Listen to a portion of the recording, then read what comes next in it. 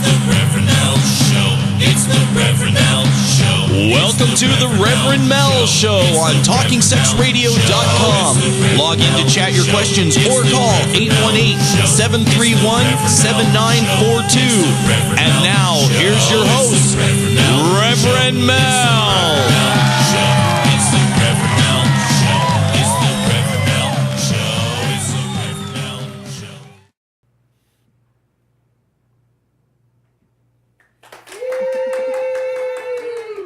Welcome to the Rev Mel Show, sponsored by TSRnetwork and a whole bunch of other people. We're not going to talk about it right at this moment because I want to get to my guest. I'm so excited.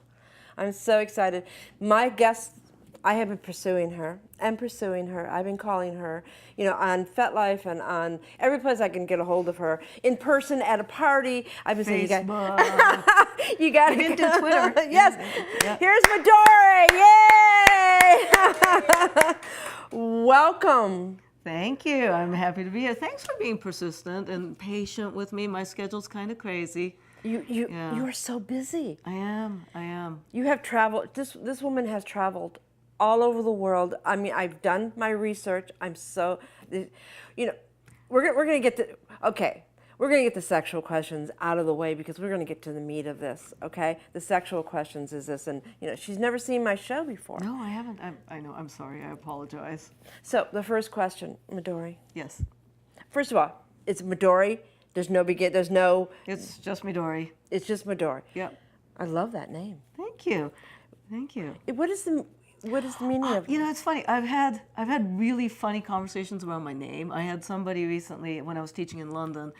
A young French woman came up and asked, "What is this Midori?" With this fabulous, gorgeous. She must have been a model, gorgeous, and with the French accent. "What is this Midori?" I'm like, "Me." And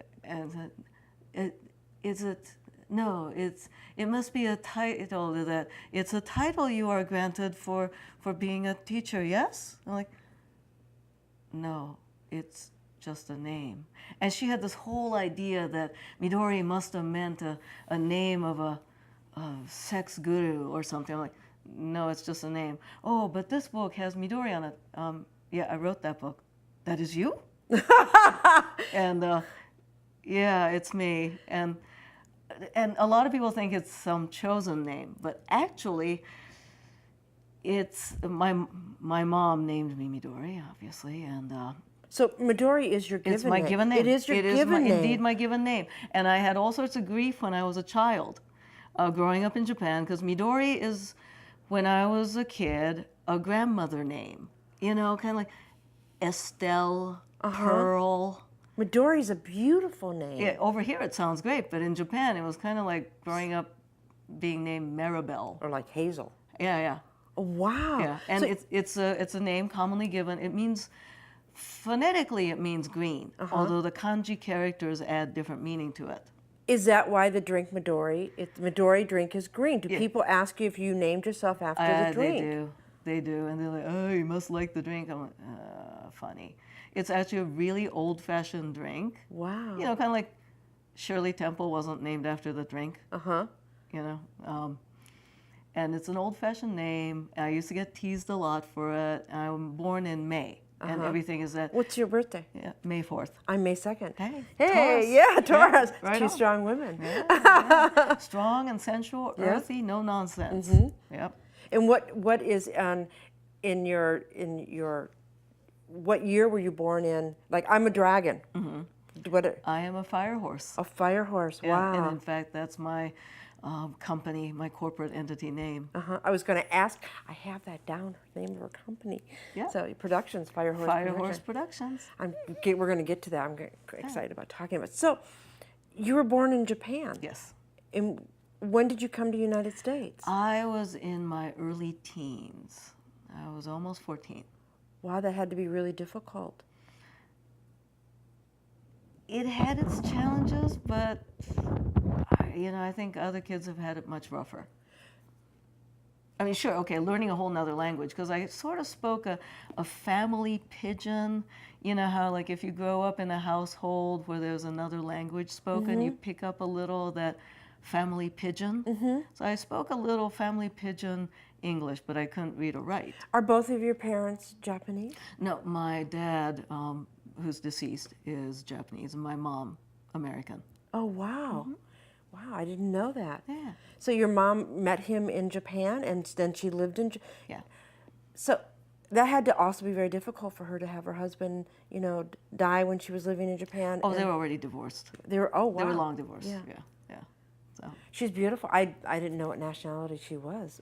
So. that mix. Mix. It's that new breed. It's the mix of everything. It's the one where everyone wants to be.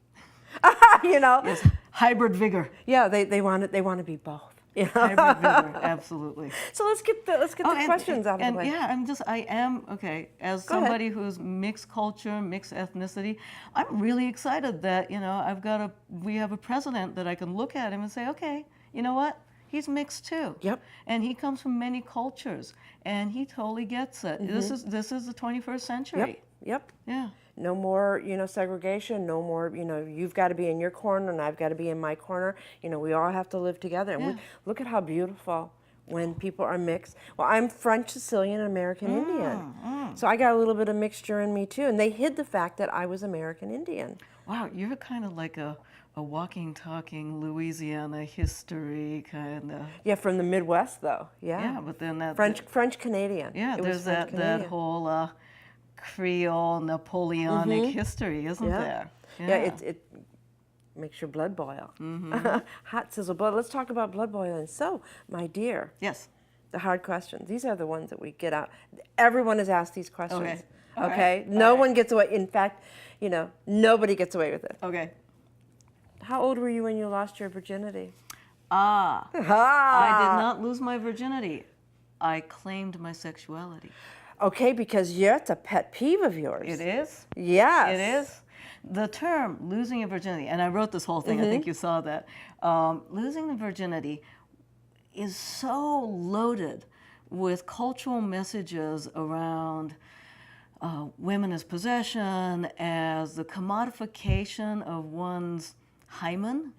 And look, in today's culture, we grew up riding bicycles, right? Climbing trees, riding bicycles. I mean, before we were even sexually active, the hymen was worn away just by being a kid.